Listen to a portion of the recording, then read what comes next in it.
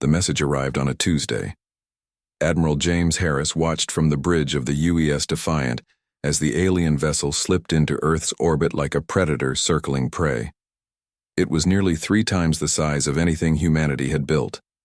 Hulking mass of gleaming metal adorned with strange geometric patterns that seemed to pulse with energy. "They're hailing us," Lieutenant Rodriguez said, her fingers hovering over the communications panel. Harris nodded. "Put them through." The holographic display flickered to life, revealing a tall, gaunt figure with skin the color of burnished copper. 4 yellow eyes blinked in unnerving sequence as the being regarded the humans with what Harris could only interpret as disdain. "I am Grand Emissary Vortex of the Nexian Imperium," the alien announced, voice resonating with artificial translation. "Your isolated world has been noticed by Emperor Draken. You are now officially recognized as a protectorate territory." Harris maintained his composure. "Earth recognizes no emperor but its own governance. We welcome peaceful contact, but—" "Silence," Vortex interrupted. "Your recognition is irrelevant. The Imperium spans 17,000 star systems. Your technology is primitive. Your military negligible. The Emperor requires an annual tribute of 20% of your planet's refined metals and rare elements, plus 50,000 human workers for the Empire's resource extraction colonies." The bridge fell silent. Harris felt a cold weight settling in his stomach. "And if we refuse?" Vortex's upper eyes narrowed.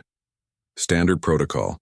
Orbital bombardment of major cities until compliance is achieved. 3 billion dead would be regrettable but acceptable." Harris maintained eye contact. "We'll need time to consult our world governments."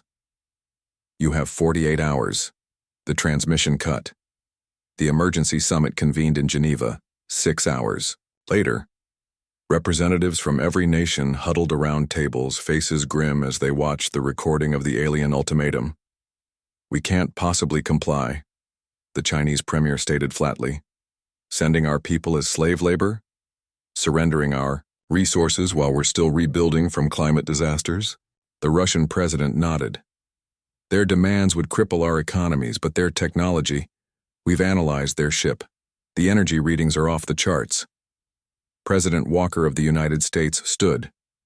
At 62, she carried herself, with the unwavering resolve that had seen humanity through 2 decades of environmental crises and the subsequent reconstruction. 20 years ago, nations fought over scraps as the old world burned, she said. Then we learned. We unified. We rebuilt. We expanded to Mars and beyond, not through competition, but cooperation. She looked at each leader in turn.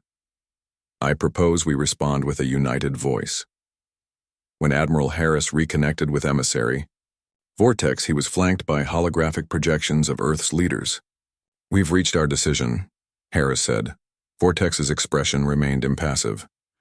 "You will submit your tribute plan immediately." President Walker stepped forward. "No, we will not." For the first time, the alien showed surprise. "You misunderstand. This is not a negotiation."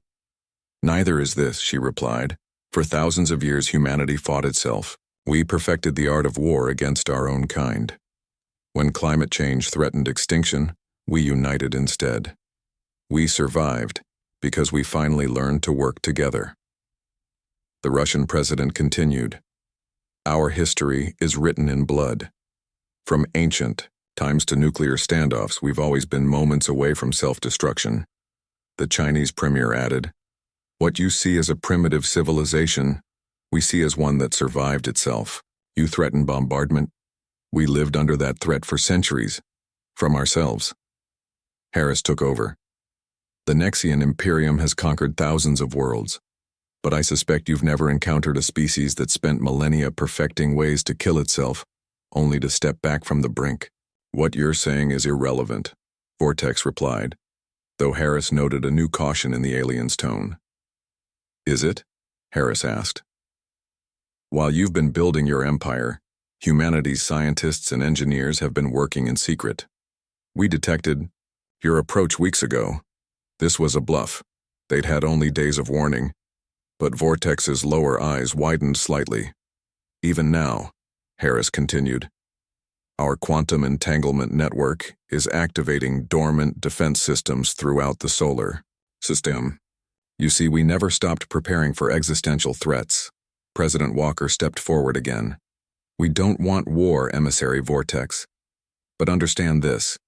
If you fire upon Earth, we won't seek terms. We won't negotiate.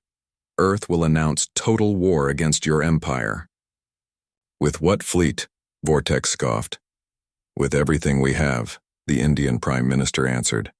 Every factory repurposed.